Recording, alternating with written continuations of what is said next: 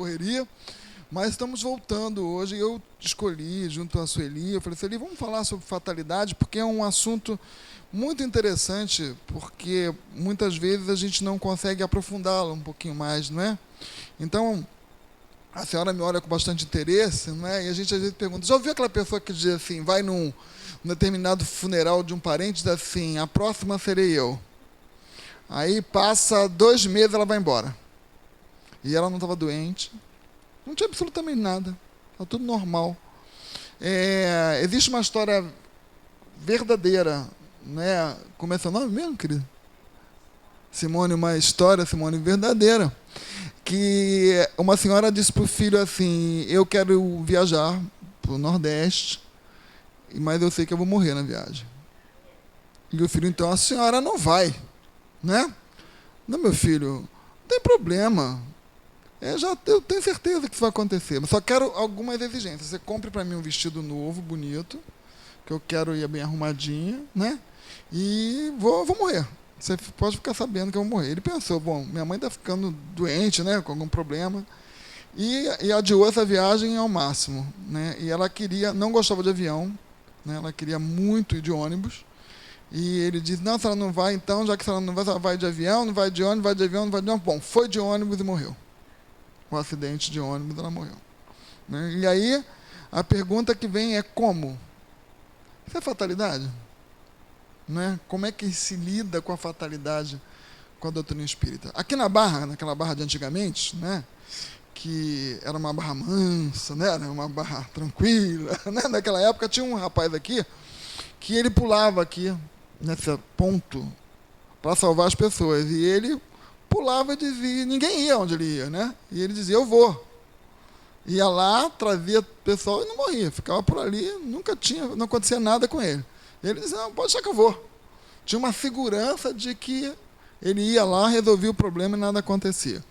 E aí a pergunta ficou no ar, e aí a doutrina espírita, Kardec, com muito carinho, ele fez bastante perguntas. A primeira pergunta que ele diz é assim, haverá fatalidade nos acontecimentos da vida, conforme ao sentido que se dá a este vocábulo? Quer dizer, todos os acontecimentos são predeterminados?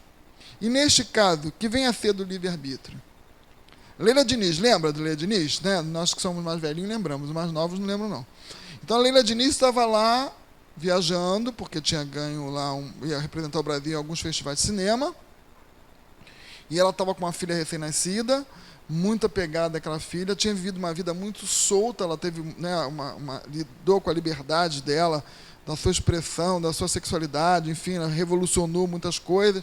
E aí, naquele período, ela estava com um outro ator, e na véspera de uma viagem que ela tinha que fazer para ir para um outro lugar, ela estava na Europa, parece que eles iam para a Índia, alguma coisa assim, e ela então se vê no espelho, e ela olha no espelho e vê uma caveira, em vez de ver o rostinho dela, ela vê e comenta com ele, eu olhei no espelho, em vez de me ver, vi uma caveira. E aí, muito nervosa com aquilo, eu disse, eu vou voltar para o Brasil. Eu não vou, eu quero voltar para casa, quero ver minha filha, estou morrendo de saudade dela, eu quero voltar. E pegou o avião caiu. Né? Então, é assim uma situação que a gente vai começando. E se a gente fosse contar causos, aqui a gente ia ver, cada um de vocês ia começar a contar um, né? E a gente ia ter um monte de história para contar. E a resposta é o seguinte, será que isso estava tudo determinado? Todas aquelas pessoas que morreram com a Leila Diniz naquele mesmo voo, todas tinham que passar fatalmente por tudo aquilo? É uma pergunta complicada, né? É uma resposta difícil. Olha o que Kardec, o que os espíritos responderam. A fatalidade existe unicamente pela escolha que o espírito fez ao encarnar desta ou daquela prova para sofrer, escolhendo a instituir para si uma espécie de destino, que é a consequência mesma da posição em que vem achar-se colocado. Olha que coisa interessante agora. Falo das provas físicas, pois, pelo que toca às provas morais e às tentações, o espírito, conservando o livre-arbítrio quanto ao bem e ao mal, é sempre senhor de ceder ou de resistir. Ao vê-lo fraquear, um bom espírito pode vir-lhe em auxílio, mas não pode influir sobre ele de maneira a dominar-lhe a vontade. Então, olha o que ele está dizendo. Quando a gente está lá planejando a encarnação, e eu sempre falo que uma encarnação é um projeto, né? Tem início, tem meio, tem fim. Cada uma delas.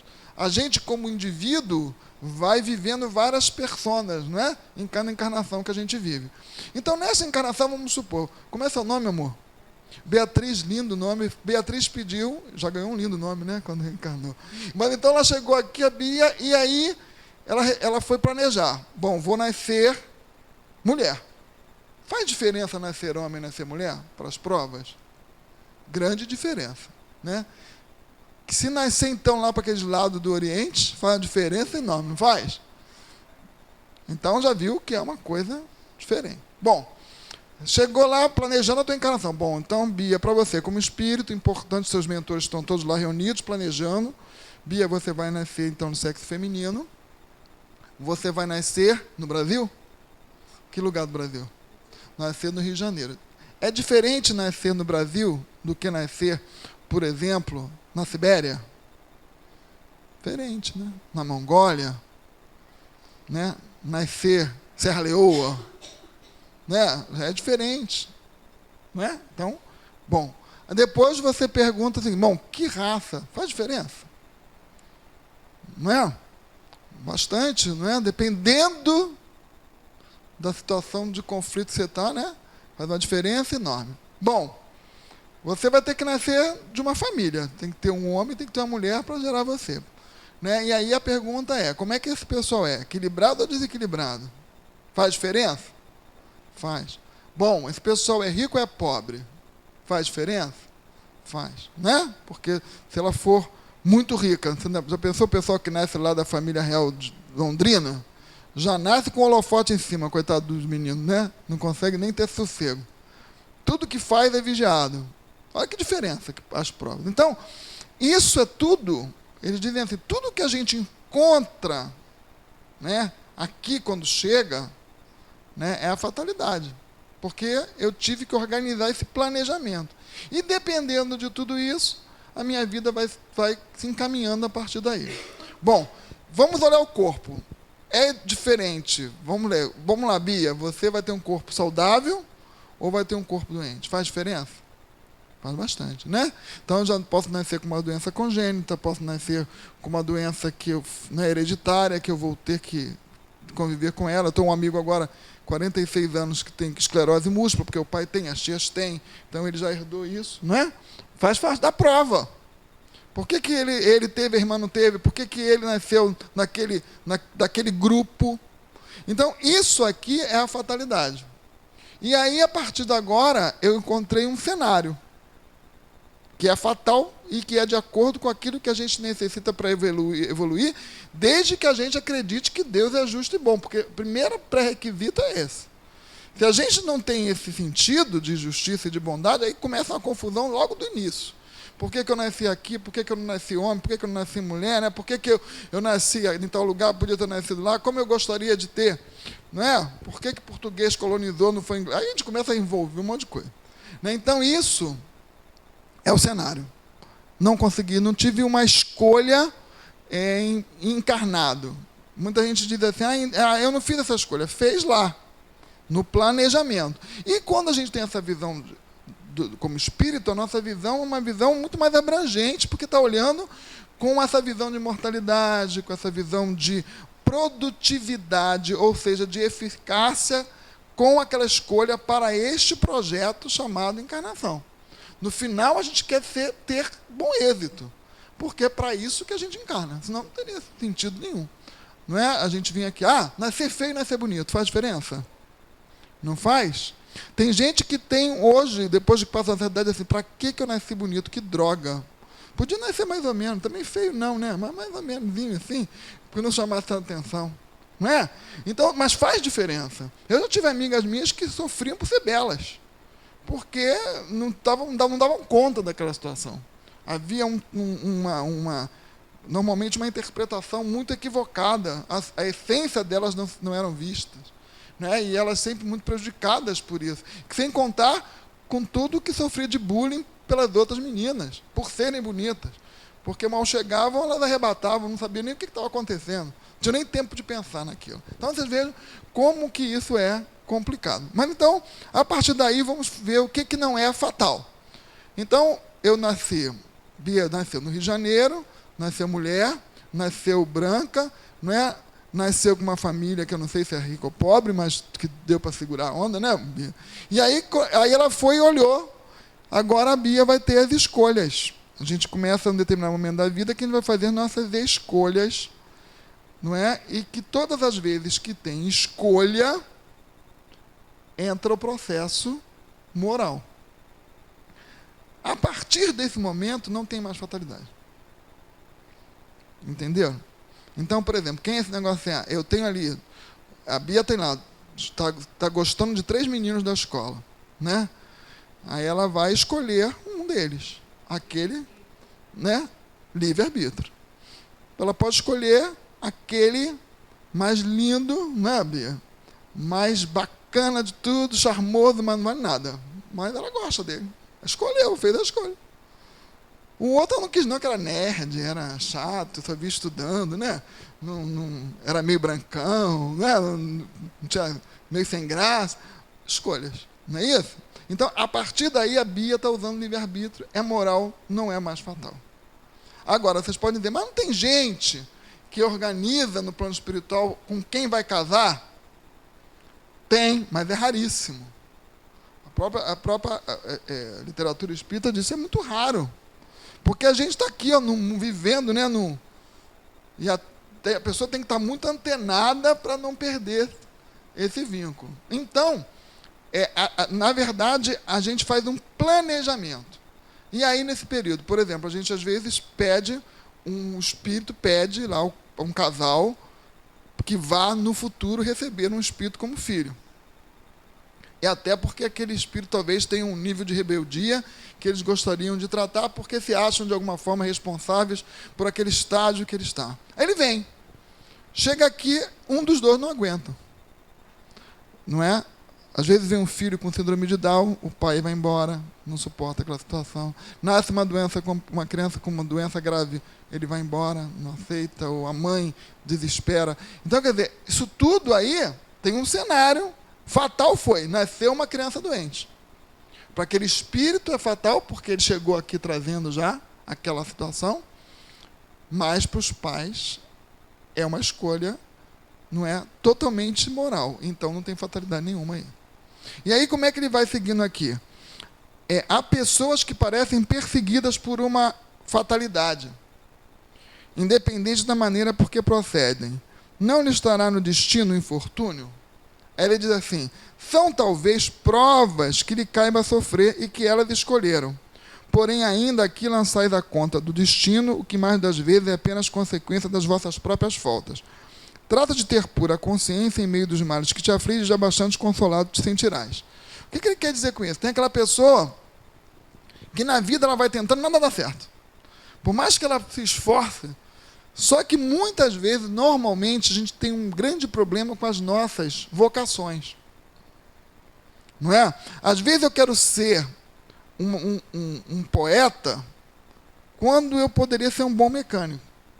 Mas eu não aceito ser mecânico. E também é uma questão moral. Eu, às vezes, quero ser alguma coisa em que a moda está ditando. Mas naquilo não tem nada a ver comigo. Mas eu fico insistindo naquilo.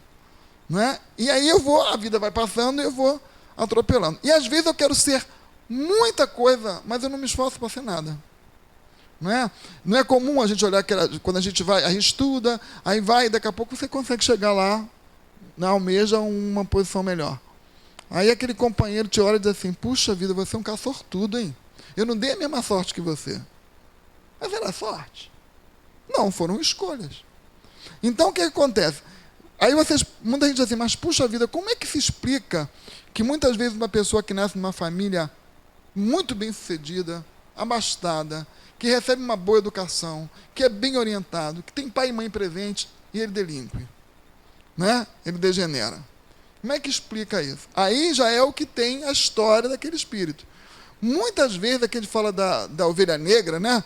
Muitas vezes alguns grupos que são muito organizados, eles aceitam receber espíritos que estão num desvio ainda muito grande, para poderem chegar um pouquinho mais. Então eles aceitam. É como se fosse um elemento estranho naquele grupo.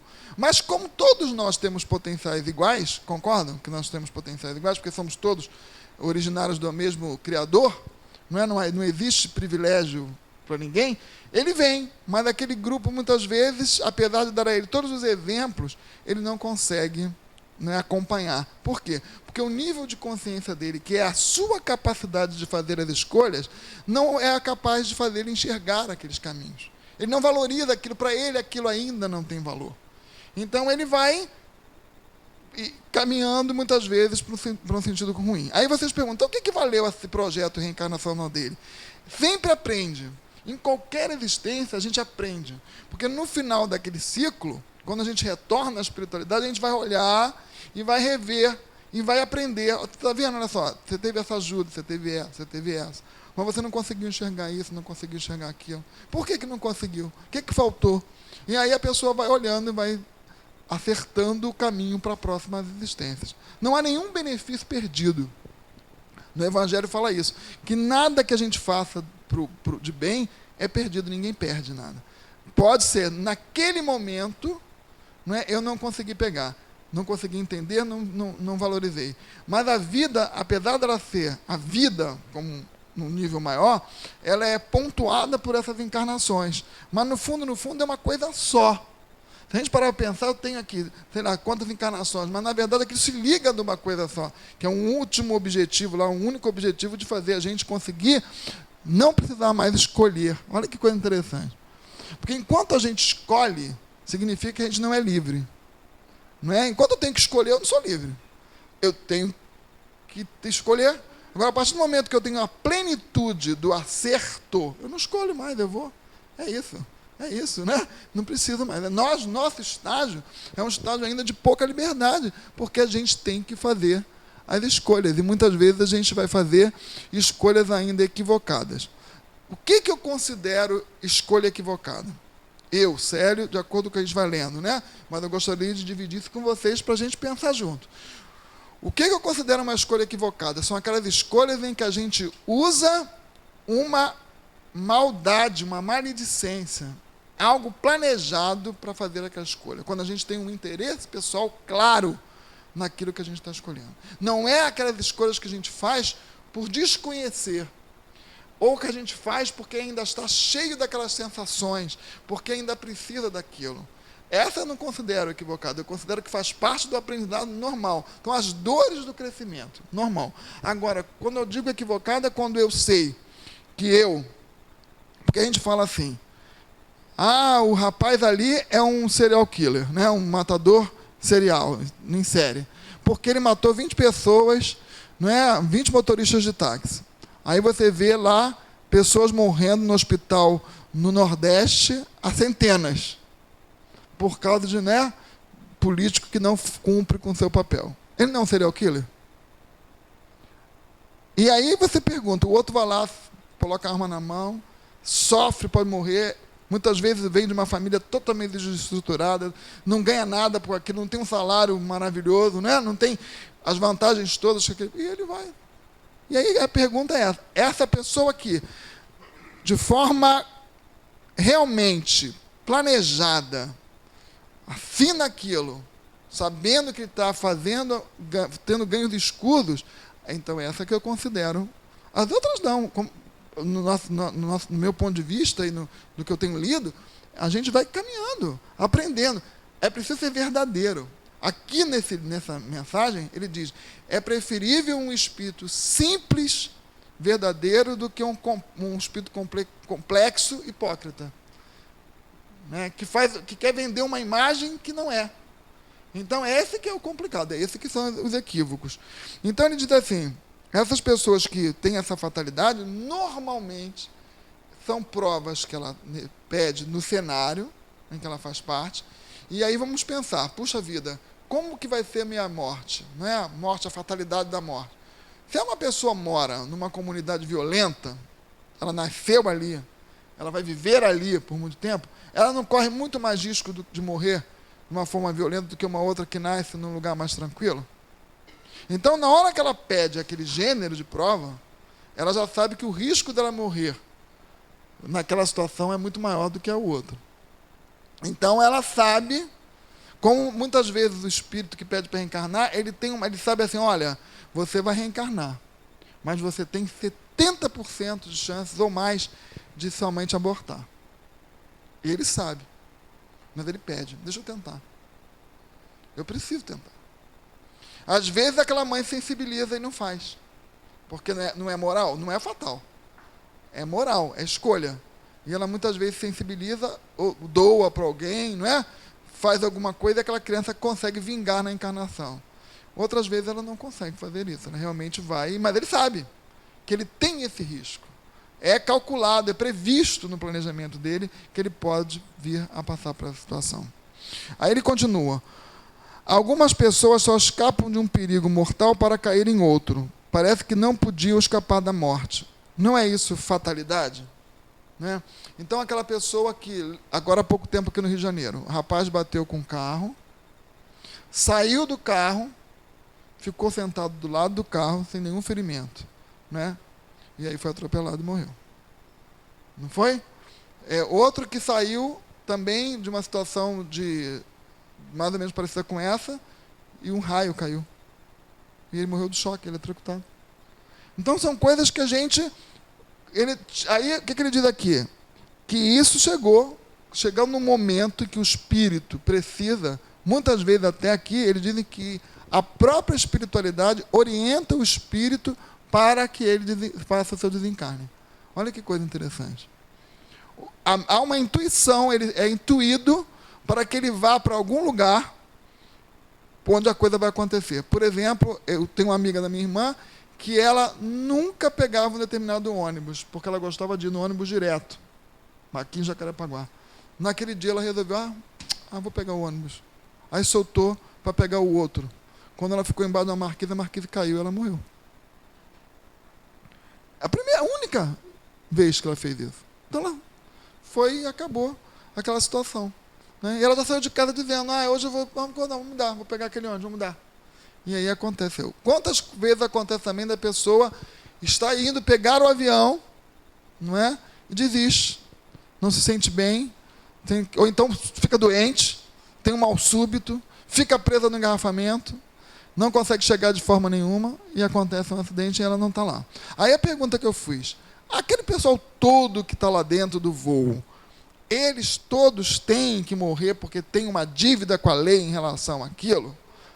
Pois é. Como é seu nome, meu amor? Você é bonitinho, Eliane, também. Então, só todo mundo fala, né, que a gente tem uma resposta sim, mas, na verdade, o que a gente tem visto aqui do Livro dos Espíritos, não. Por quê, Eliane? Vamos supor.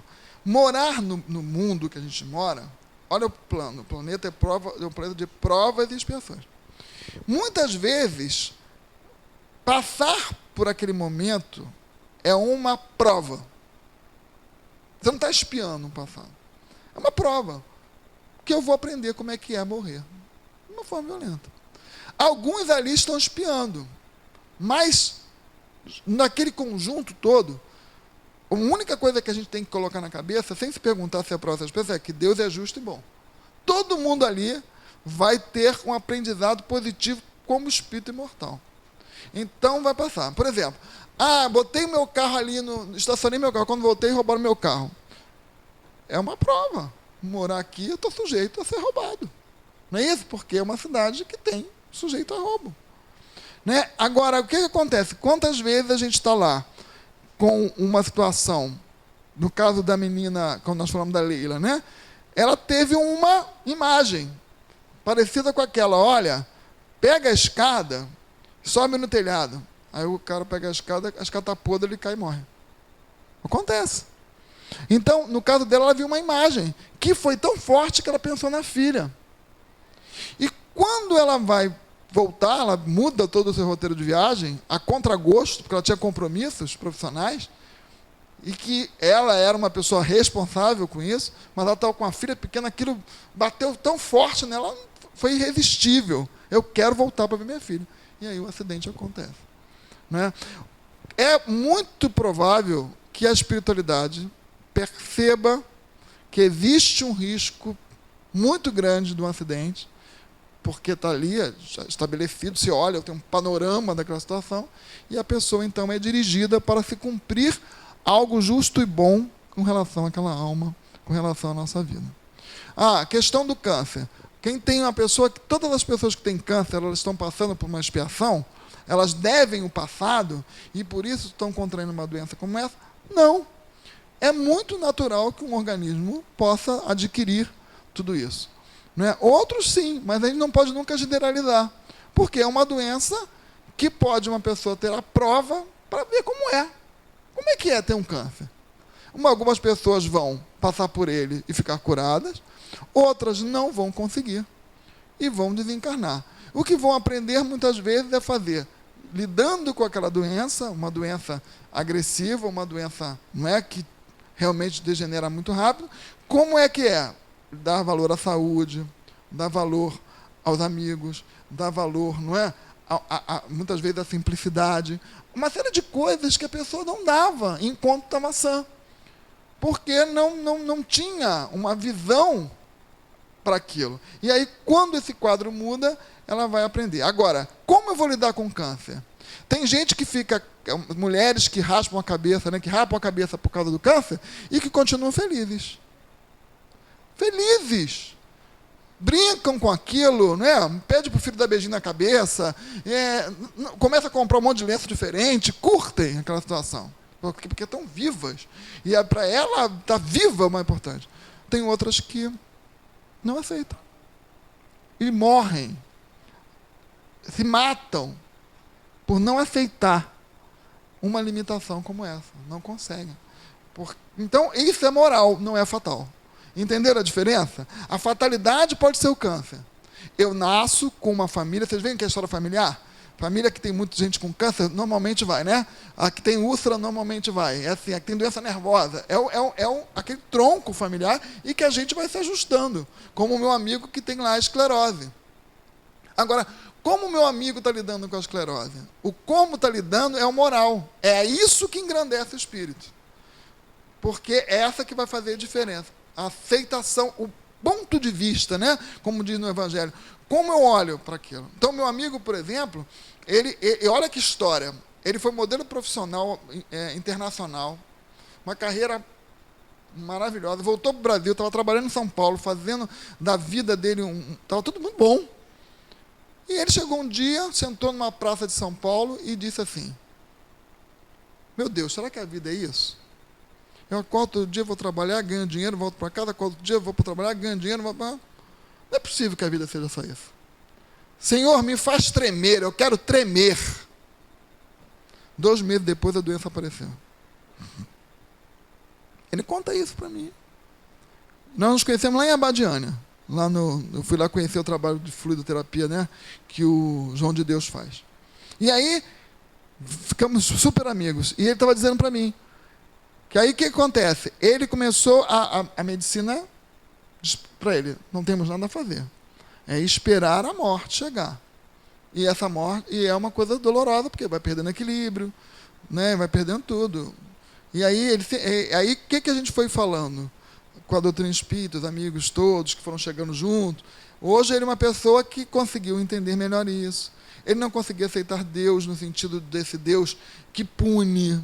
Ele não conseguia ter uma aceitação alegre das coisas. Ele começou a ser radical na alimentação, ficar magro porque não comia nada para preservar a vida, estava morrendo porque não comia. Então, até encontrar esse equilíbrio, tudo isso é um grande aprendizado. Então, quando esse espírito desencarnar, né, seja hoje ou mais tarde, ele vai ter uma história pessoal rica com relação aos embates de lidar com uma doença não é tão agressiva. E aí ele ganha isso. O Leon Denis falava que ele tinha ganho muito quando ele teve as encarnações dele como monge, que vivia, não é, naquela reclusão, que ele aprendeu muita disciplina, aprendeu muita introspecção, coisa que o ajudou muito nas outras encarnações. Então, essa é a perspectiva. Então, a fatalidade ela está muito ligada à questão material sempre, mas nunca ligado à questão moral. Então, essa coisa de dizer assim, pau que nasce torto, morre torto, não se aplica à doutrina espírita. Fulano nasceu para ser criminoso. Existe isso? Não. Mas muita gente fala, mas como é que ele... Não, se ele nasce numa... Aí é o gênero de prova. Aquele planejamento. Poxa, eu vou nascer lá no Complexo do Alemão, no momento em que aquilo está um caldeirão, vou nascer de um pai delinquente, vou nascer de uma mãe irresponsável. Olha bem.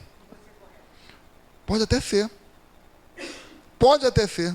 Tem os casos, não tem? Que eles conseguem. Agora, esse espírito tem que ter uma maturidade.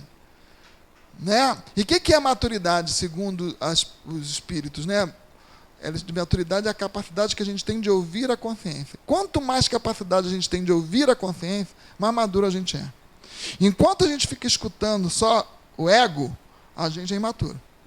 Como é que a gente faz essa diferença? Eu falei para você assim, que você é lindinha, não falei? Você pode dizer assim, não sou nada. Né? Ou então você também, pode ficar feliz. Ou então você pode chegar e dizer assim, eu só me sinto bonita se alguém disser, porque eu mesmo não me acho. Isso aí é o ego. Quem depende do ego está sempre precisando do outro. O outro é que vai fazer a diferença na vida da gente. Agora, quando você está ouvindo você mesmo, você está muito pleno de você, o pessoal pode dizer que você está horrível, que você está ótima. Eu estou bem, eu estou com saúde, eu estou bacana, não é? Eu estou muito tranquila. É isso a diferença. Então, esse companheiro muito maduro, ele pode ouvir assim, teu pai não presta, tua mãe não presta, mas ele sabe que ele presta. Então, é uma dureza, porque a gente sabe que o entorno, não é? Todo o ambiente interfere demais na vida da gente. E é muito difícil esse espírito não delinquir, mas a gente sabe que tem. Então, tem um caso, a gente não pode generalizar. Não é? Se não tivesse nenhum, a gente pode dizer, todo mundo que nasce assim vai ser delinquente. E não é, porque também tem os casos opostos, em que você nasce com tudo maravilhoso, estuda nos melhores colégios que se pode pensar, e acaba se delinquindo. Não é? Então, também porque o nível de maturidade, não é? A capacidade de ouvir a consciência ainda não é das melhores.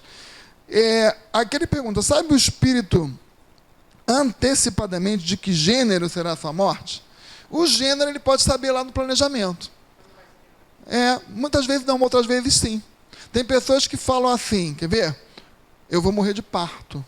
Não tem mulheres que falam isso e morrem de parto? Porque ela tem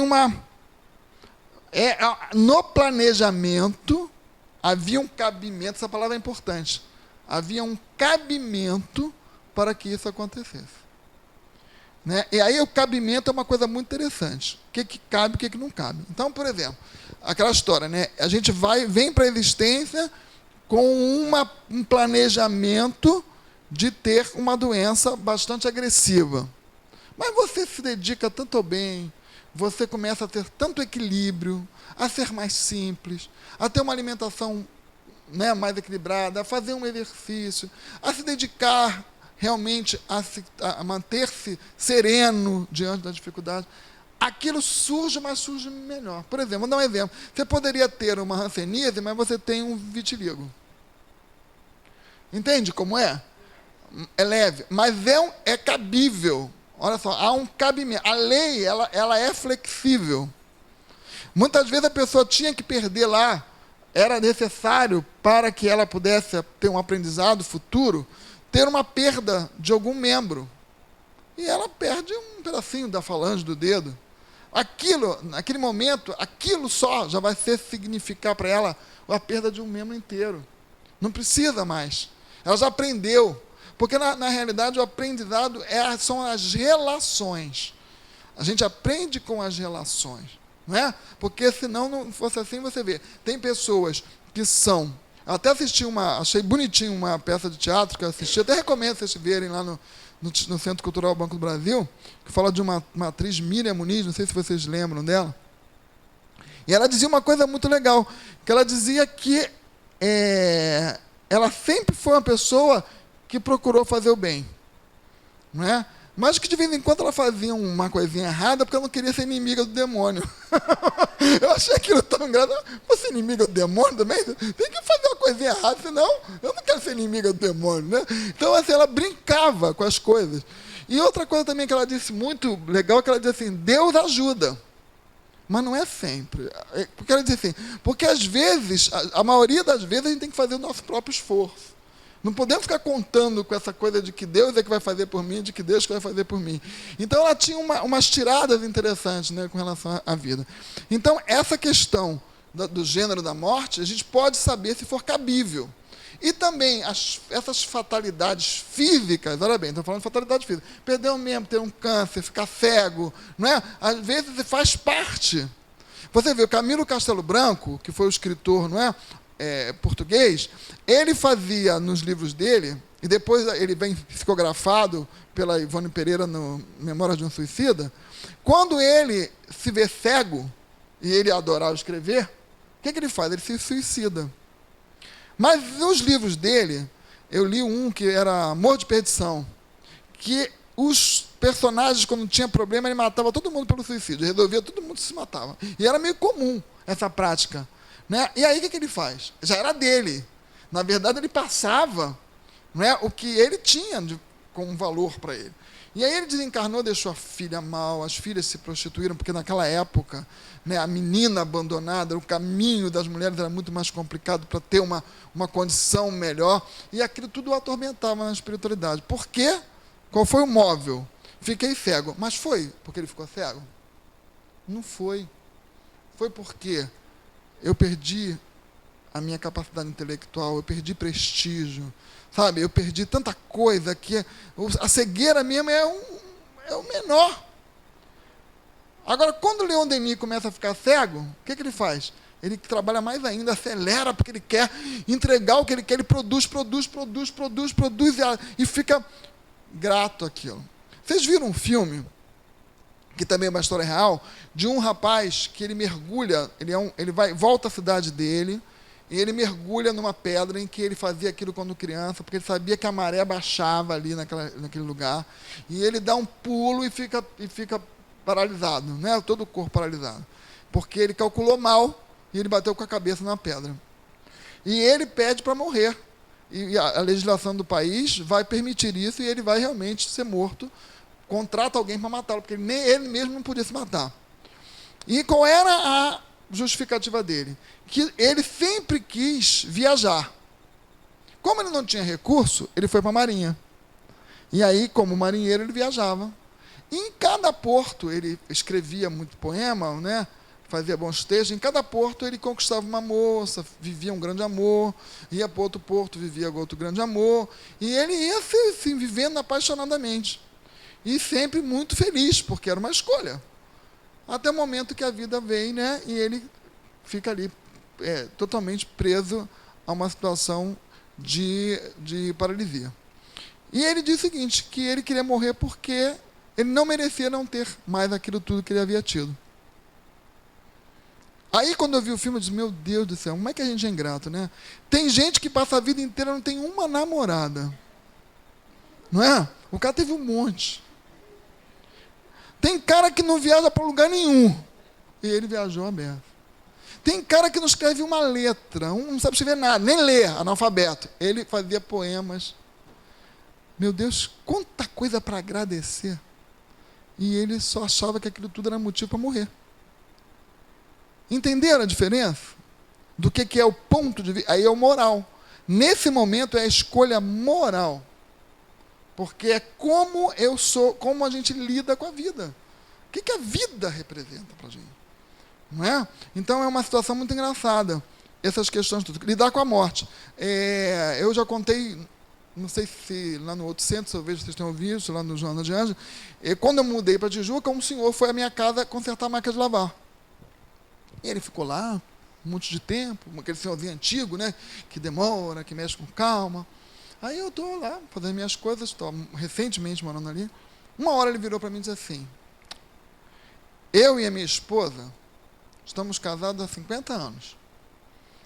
Às vezes nós passamos o dia inteiro em casa e não dizemos uma palavra um para o outro.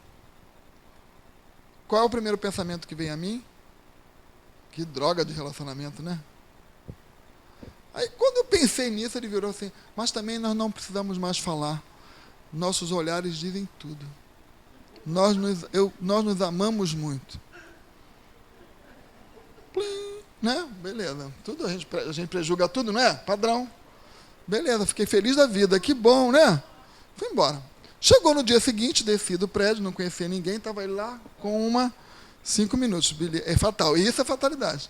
Aí, quando nós chegamos lá, desci do prédio, o vi lá embaixo com ela.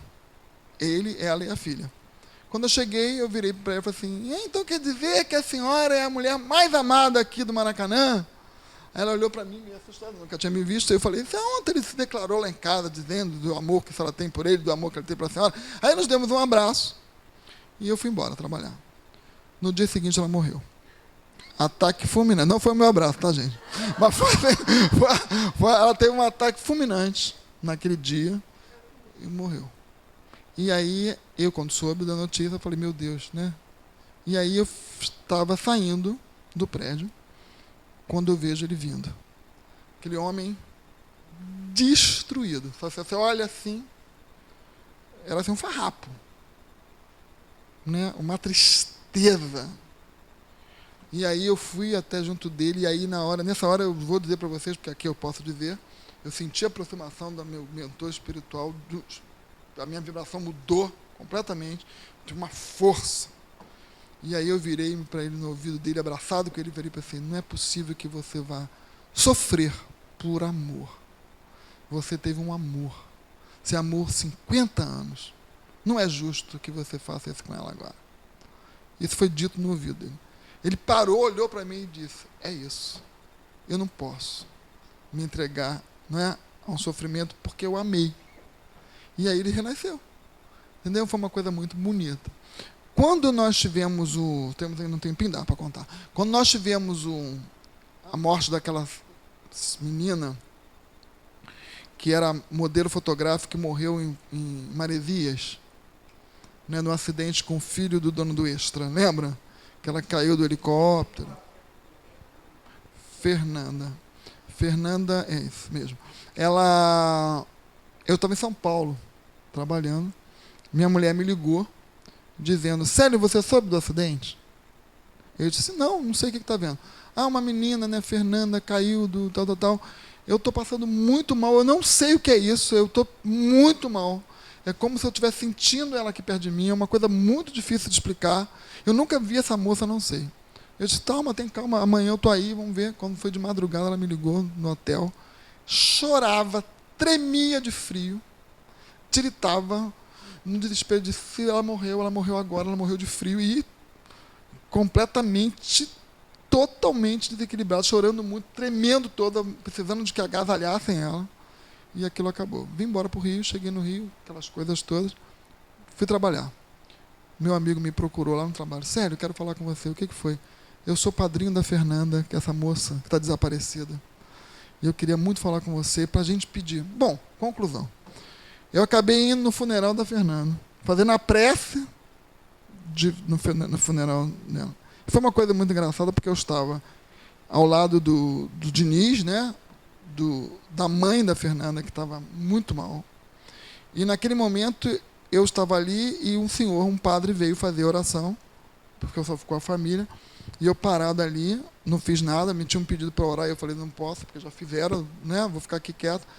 Daqui a pouco eu só escuto aquilo, vai lá, porque quando ela tinha que tirar o corpo, a mãe não largava. Ela ficou grudada ali e não saía. E aí eu só escutei aquilo, vai lá. Eu digo, eu não vou. Quando você não vai, eu só senti um empurrão que eu fui para lá. Quando eu parei lá, eu também já estava com essa força diferente. Eu segurei ela e comecei a falar no ouvido dela. Mas eu falava, não me lembro mais das palavras, há muitos anos, que era alguma coisa como se Maria Santíssima, a mãe, né, da falante de Maria, estivesse falando ao ouvido dela. Ela largou a menina, saiu abraçada comigo, conseguiu chegar, sair comigo ali. Eu entreguei ela para os parentes e aí nós fomos. 2 semanas eu estava na casa dela, né, conversando com ela, com a mãe. Ela escreveu um livro, doou todos esses direitos autorais para a casa espírita que a gente frequentava na época, né? E tinham dois, um padrinho que trabalhava comigo e um evangelizador da casa que era também parente da Fernanda. O que a gente vê com isso? Não é? Que toda uma ligação se fez para ajudar quem? A mãe. Porque Fernanda havia deixado dentro de um caninho, a mãe me mostrou, ela desenhou para a mãe, ela sentada numa pedra, no mar, né, e ela se despedindo da mãe. Ela sentadinha de sereia, se vestiu de... Né, ela fez desenho um mar à noite, e ela se despedindo da mãe. E a mãe só achou aquilo depois que a filha tinha morrido. Então, são coisas que a gente vê. Então, a fatalidade, para a gente concluir, por causa do tempo, não há fatalidade moral nunca. O que há são fatalidades materiais, que são de acordo com esse planejamento que a gente fez da encarnação. Então, chegou a questão material, deixa eu ver como eu vou lidar. Esse lidar é que não é fatal e que a gente, se possível, conseguir ter maturidade, né? Porque é ouvir a consciência para escolher o melhor, fará com que a gente consiga vencer a prova. Né? Tá bom? Um beijo, obrigado por tudo.